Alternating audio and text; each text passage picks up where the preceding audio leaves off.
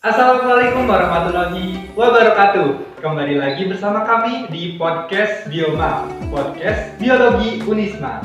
Nah, pada sesi kali ini kita akan membahas atau mengungkap mengenai ilmu biologi di dalam Al-Quran bersama narasumber hebat kami di sini, yaitu Saudara Afifi Lutfi. Beliau ini merupakan anggota Badan Eksekutif Mahasiswa Fakultas MIPA atau BMF MIPA Unisma pada tahun 2024. Jadi langsung aja mari kita kepoin. Oke, yang pertama adalah di dalam Ramadan ini kita mengenal adanya nuzulul Quran. Nah, Afif, kira-kira nuzulul Quran ini apa sih? Nuzulul Quran ketika dikutip dari pernyataannya Dr. Quraisy menyatakan bahwasanya nuzulul Quran itu diambil dari dua kata. Pertama, nuzulul dan Al-Quran. Nuzul yang berarti menurunnya sesuatu dari tempat yang tinggi ke tempat yang rendah. Sedangkan Al-Quran sendiri yaitu bermakna kitab suci umat Islam. Jadi dapat disimpulkan bahwasanya nuzul Al-Quran ialah proses menurunnya Al-Quran dari Lauhul Mahfuz ke langit dunia secara langsung. Dan setelah itu dilanjutkan dengan Lailatul Qadar, di mana pada waktu itu prosesnya berangsur-angsur sesuai dengan kejadian atau peristiwa yang dialami oleh Kedua ini kenapa sih nuzulul Quran itu harus diturunkan ke bulan Ramadan? Gak bisa gitu bulan lain atau apa? Dikutip dari sebuah kitab yang menyatakan bahwasanya Al-Quran adalah kitab yang sangat suci dan sangat mulia. Maka untuk memuliakan kitab itu sendiri yaitu diturunkan di tempat dan waktu yang mulia pula, yaitu bulan Ramadan. Seperti halnya dikutip dari pikiran yang sering kita gaungkan, yaitu Allahumma barik lana fi Rajab wa Sya'ban wa balighna Ramadan. Dari pikiran itu ada 3 bulan yang mulia, yaitu bulan pertama yaitu Rajab, kedua Sya'ban, dan ketiga Ramadan. Oh, jadi pada intinya Al-Quran ini diturunkan di bulan yang mulia juga. Lantaran untuk memuliakan Quran itu sendiri maka diturunkan di tempat dan waktu yang mulia pula. Oke, kemudian yang selanjutnya itu siapakah sih Nabi Muhammad itu dan kenapa Al-Quran itu harus diturunkan kepada beliau? Nabi Muhammad ialah sosok mulia, manusia mulia yang dia dikasih peran atau tugas menjadi khalifah di muka bumi, menjadi uswah, yaitu percontohan. Maka dari itu dia dibekali Al-Quran oleh Allah karena sesuai dengan tugasnya untuk menjadi khalifah, pemimpin dan uswah, percontohan, maka dia butuh semacam pedoman yang dimana pedoman itu sendiri adalah Al-Quran itu sendiri.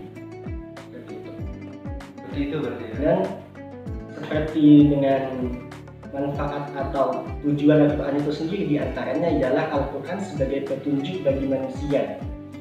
Seperti yang difirmankan Allah pada surat Al-A'raf ayat 23 yang berarti sungguh kami telah mendatangkan kitab Al-Quran pada mereka yang kami jelaskan dasar pengetahuan sebagai petunjuk dan rahmat bagi orang-orang beriman. Jadi dari penggalan ayat tersebut kita bisa menyimpulkan bahwasanya datangnya Al-Quran itu memang sebagai petunjuk bagi umat manusia ini, bahkan bagi alam semesta ini yang dikomandoi oleh Nabi Muhammad itu sendiri sebagai orang yang membawa atau menjelaskan Al-Quran itu sendiri. Oh, jadi gitu ya. Nah, kemudian kan Al-Quran ini disebut mukjizat ya bagi Nabi Muhammad SAW.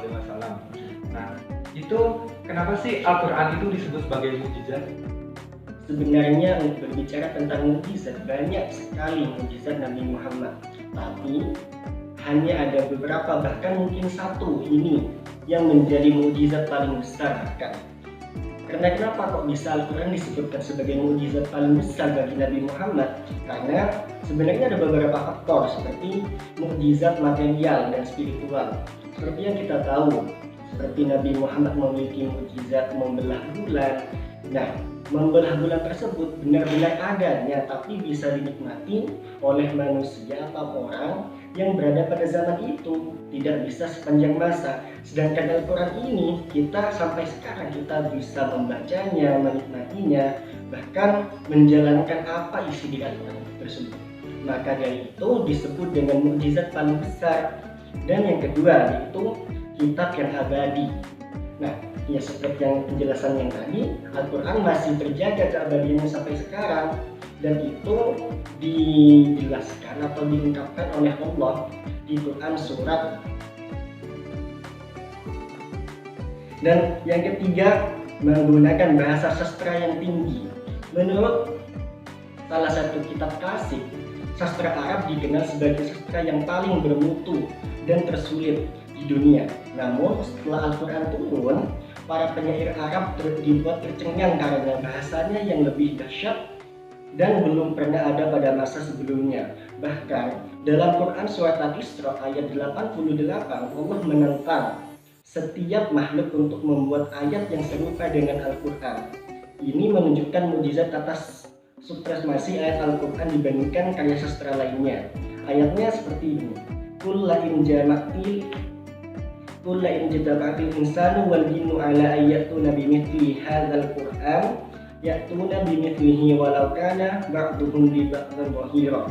Yang artinya, katakanlah, sesungguhnya jika manusia dan jin berkumpul untuk membuat yang serupa Al-Quran ini, niscaya mereka tidak akan dapat membuat yang serupa dengan dia, sekalipun sebagian mereka menjadi pembantu sebagian lainnya.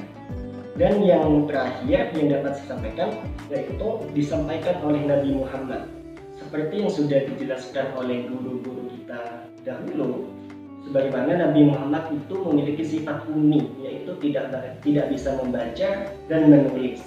Nah, di situ Allah ingin membuktikan bahwasanya Al-Quran ini benar-benar firman Allah, jadi bukan dari karangan atau bahkan perkataan Nabi Muhammad itu. Berarti sangat luar biasa berarti ya kita berikan. Nah, kan kita tadi judulnya mengungkap biologi dalam Al-Quran. Nah, Al-Quran ini ada gak sih yang kayak bahasannya tentang biologi atau adakah hubungannya antara biologi sama Al-Quran ini? Sebenarnya ada banyak ayat-ayat Al-Quran yang menjelaskan tentang biologi. Salah satunya tentang semua makhluk hidup tersusun dari senyawa air. Itu kan berkaitan dengan ilmu biologi itu sendiri. Yang ayatnya itu ada di Quran surat Al-Anbiya ayat 30 yang berbunyi fafataqnahuma raskan kanat wal ardi samawati in kafarul ladzina awalam minal ma'i kulli syai'in hayy afala yu'minuna wa ja'alna, yang artinya, dan apakah orang-orang kafir tidak mengetahui bahwa langit dan bumi keduanya dahulu menyatu, kemudian kami pisahkan antara keduanya, dan kami jadikan segala sesuatu yang hidup berasal dari air, maka mengapa mereka tidak beriman? Quran surat Al-Anbiya ayat 30. Bahkan sains modern telah membuktikan bahwasanya bahan pembentukan sel yaitu sitoplasma adalah terdiri dari 80% air. Dan yang kedua tentang proses makanan. Dalam biologi juga dipelajari tentang proses makanan, di mana Allah Subhanahu wa Ta'ala yang Maha Kuasa memudahkan manusia untuk mendapatkan makanan melalui proses fotosintesis. Hal itu juga sudah termaktub dalam Al-Quran surat Al-An'am ayat 95 yang mengandung arti sesungguhnya Allah menumbuhkan butir tumbuh-tumbuhan dan biji buah-buahan. Dia mengeluarkan yang hidup dari yang mati dan mengeluarkan yang mati dari yang hidup, yang memiliki sifat-sifat. Demikianlah Allah, maka mengapa kamu masih berpaling? Apabila yang hidup mengalami mati, maka mikroorganisme segera menguraikannya dan mengubahnya menjadi molekul organik. Molekul organik ini akan bercampur dengan tanah dan menjadi sumber makanan bagi tumbuhan, hewan, dan manusia. Ini sebenarnya ada banyak ayat-ayat Al-Quran yang menjelaskan tentang biologi, namun kita terlalu butuh banyak waktu untuk menjelaskan semuanya. Mungkin bisa diambil beberapa contoh. Seperti ada kisah lagi seorang profesor asal Vietnam yang melakukan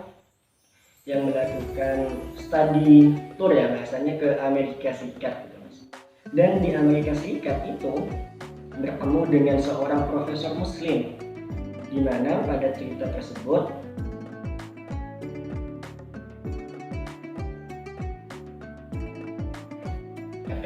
hilang teksnya. Iya, lanjut. Iya, dari kata sebelumnya.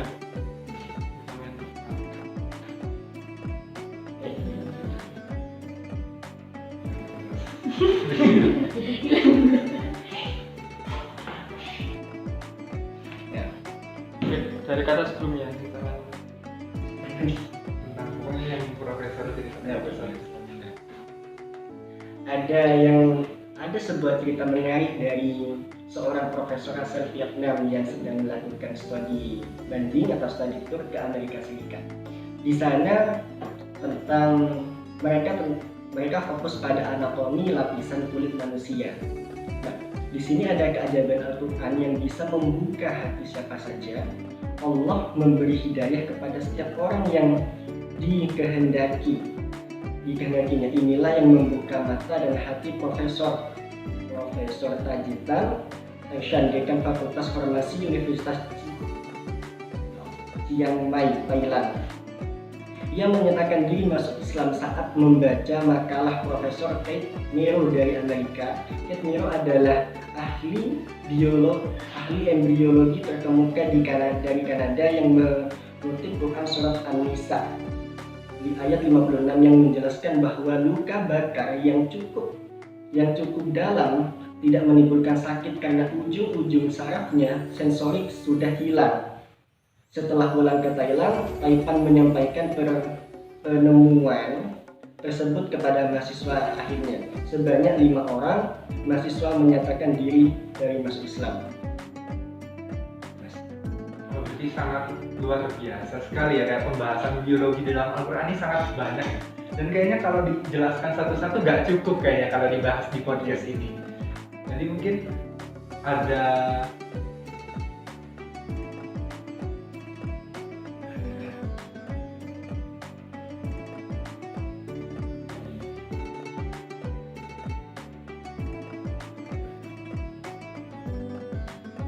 langsung aja lah.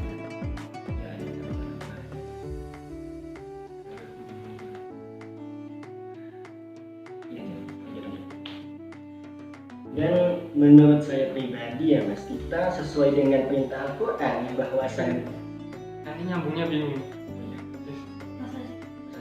Karena nanggepi dulu yang punya selesai ngomong tadi. Wah, luar biasa sekali kalau tidak akan cukup di podcast ini.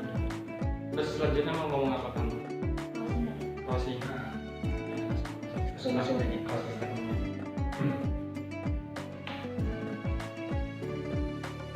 Jadi luar biasa sekali ya pembahasan biologi di dalam Al-Quran. Ini sangat